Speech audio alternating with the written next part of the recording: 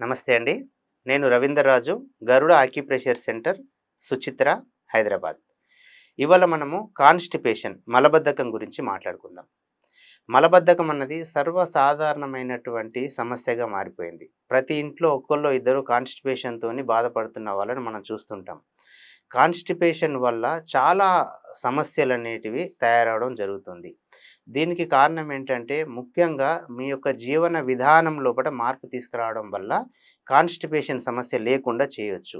మన యొక్క ఆహారపు అలవాట్లల్లో ఫైబర్ లేకుండా ఉన్నటువంటి ఆహారం, జంక్ ఫుడ్స్‌కి అలవాటు పడ్డము, కూల్ డ్రింక్స్ ఎక్కువగా తీసుకోవడము, ఫ్రూట్స్ తీసుకోకుండా రకరకాల కెమికల్ కలిపినటువంటి ఫ్రూట్ జ్యూసెస్ తీసుకోవడం వల్ల శరీరంలో ఫైబర్ కంటెంట్ తగ్గడం వల్ల మన శరీరంలో ఉన్నటువంటి టాక్సిక్స్, మలినాలు బయటకెళ్ళిపోవడానికి అవకాశం లేకుండా మనమే చేస్తున్నాం. సో, ఇటువంటి విధంగా మన జీవన విధానం ద్వారా వచ్చినటువంటి ఈ యొక్క ఆరోగ్య సమస్యని ముందుగా మనం సరిజేసుకోవాలంటే జీవన విధానాన్ని ఫస్ట్ మార్చాలి. కాబట్టి మన ఆహారంలో ఖచ్చితంగా ఫైబర్ కంటెంట్ ఉన్నటువంటి ఆహారాన్ని తీసుకోవాలి. నా సజెషన్ ఏంటంటే, ఉదయం పూట ఏదైతే మనం ఫస్ట్ బ్రేక్‌ఫాస్ట్ ఏదైతే మనం చేస్తున్నామో, బ్రేక్‌ఫాస్టు పూర్తిగా నేచురల్ ఫుడ్ అంటే వండని ఆహారం, ఫ్రూట్స్ గానీ, కీర, క్యారెట్, బీట్రూట్ ఇట్లాంటి ఆహార పదార్థాలు తీసుకోవడం ద్వారా సహజంగా మనకు తీసుకున్నటువంటి ఆహారంలో ఫైబర్ ఎక్కువగా ఉండి, తీసుకున్న ఆహారం ఈజీగా మన పొట్ట నుంచెళ్ళి ఈజీగా కిందికి మూవ్ అవ్వడానికి అవకాశం ఉంటుంది. దాంట్లో ఫైబర్ లేకపోవడం వల్ల పేగులకు అతుక్కపోతుంది. మలం కదలదు అక్కడి నుంచెళ్ళి.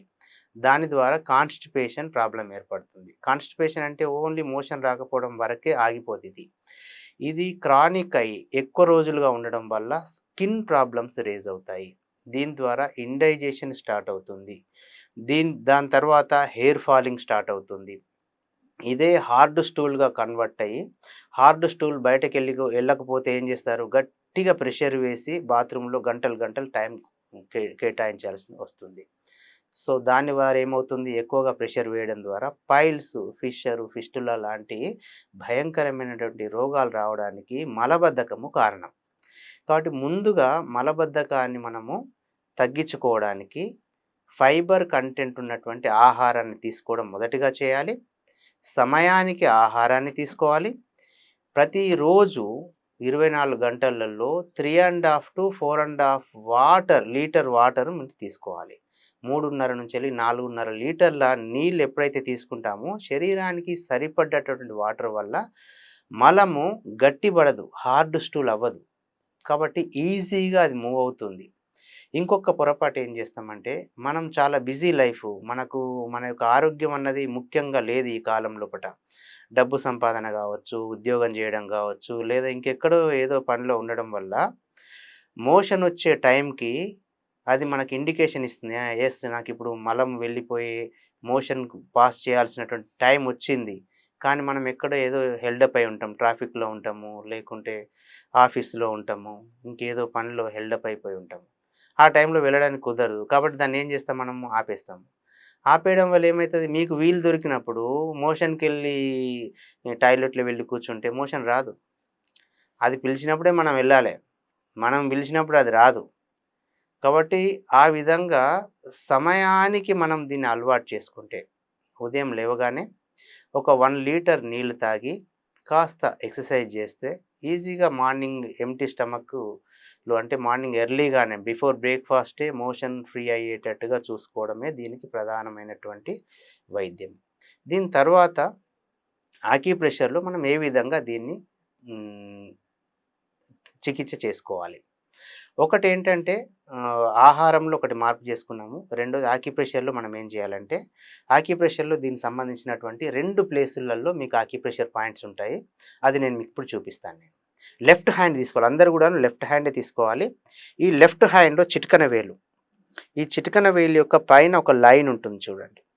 ఈ లైన్ పైన నుంచి ప్రెషర్ చేస్తూ ఉండాలి. బొటన వేలుతో ఈ విధంగా ప్రెషర్ చేస్తూ ఈ యొక్క కర్వ్ ఉంది చూడండి. ఇక్కడ నుంచెల్లి ఇట్లా యూ షేప్, ఉల్టా యూ షేప్ మీకు కనిపిస్తుంది మీరు జాగ్రత్తగా గమనించినట్టయితే. ఓకేనా? ఈ ఉల్టా యూ షేప్ ఇక్కడ చిటికెన వేలులో స్టార్ట్ చేయాలి. ప్రెషర్ చేస్తూ ఇక్కడికి రావాలి. మళ్ళీ ఇక్కడి నుంచెల్లి సైడ్‌కి వెళ్ళాలి. ఇక్కడ నుంచి వెళ్ళి కిందికి రావాలి, ఇక్కడ నుంచి వెళ్ళి ఈ విధంగా చేసినట్టయితే, లేదా ఈ ప్రెషర్ చేసిన తర్వాత ఇంకొక పని కూడా మనం చేయొచ్చు. దీనికి ఒక డైరెక్షన్ని మనం ఇవ్వచ్చు. ఇక్కడ నుంచి వెళ్ళి వేలు పెట్టి పైకని, ఇట్లా సైడ్కని, ఇట్లా కిందికనండి, ఇట్లా పైకని, సైడ్కని, కిందికనండి. లెఫ్ట్ హ్యాండ్లోనే చేయండి. రైట్ హ్యాండ్లో చేస్తే దీనికి భిన్నంగా చేయాల్సి వస్తుంది. కాబట్టి లెఫ్ట్ హ్యాండే అందరు యూజ్ చేయండి. మళ్ళొకసారి చెప్తున్నాను, చిటికెన వేలు పైన ఉన్నటువంటి ఈ లైన్ ఏదైతే ఉందో ఈ లైఫ్ లైన్ అంటారు. ఈ లైన్ నుంచి వెళ్ళి పైకి, సైడ్కి, కిందికి ఈ విధంగా మీరు ఒక 1 మినిట్ చేసి చూడండి. 1 మినిట్ తర్వాత మీ బౌల్స్ మూవ్మెంట్ అనేది మీరు చూస్తారు. బౌల్స్ అన్నది కదలడం అన్నది స్టార్ట్ అయిపోతుంది. ఆశ్చర్యం అనిపిస్తుంది. ఎప్పుడన్నా మీరు టాయిలెట్లో కూర్చున్నప్పుడు 1 మినిట్ అయింది, 2 మినిట్ అయింది, 5 మినిట్స్ అయింది, 10 మినిట్స్ అయింది, మోషన్ రావట్లేదు. మీరు ఒకసారి నేను చెప్పింది చేయండి.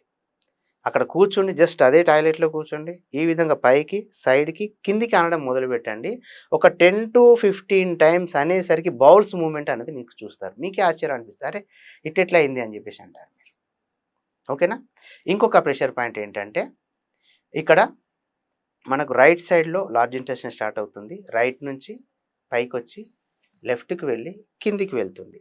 సో దీన్ని అసెండింగ్ కొలన్ అంటారు, దీన్ని ట్రాన్స్ఫర్ కొలన్ అంటారు, దీన్ని డిసెండింగ్ కొలన్ అంటారు. సో దీన్ని సెకండ్ మన ట్రీట్మెంట్ పాయింట్ ఏంటంటే, ఇక్కడ స్టార్ట్ చేయాలి, ఇక్కడ నుంచి వెళ్ళి పైకి అనాలి. ఈ మీసా ఏదైతే పెదవి పైన నుంచి వెళ్ళి ఇట్లా సైడ్కి తీసుకొచ్చి కిందికి అనాలి. ఎట్లయితే మనం చేతిలో చేసామో అదే విధంగా ఇక్కడ కూడా పైకి, సైడ్కి, కిందికి, పైకి, సైడ్కి, కిందికి ఈ విధంగా అనుకున్నా కూడా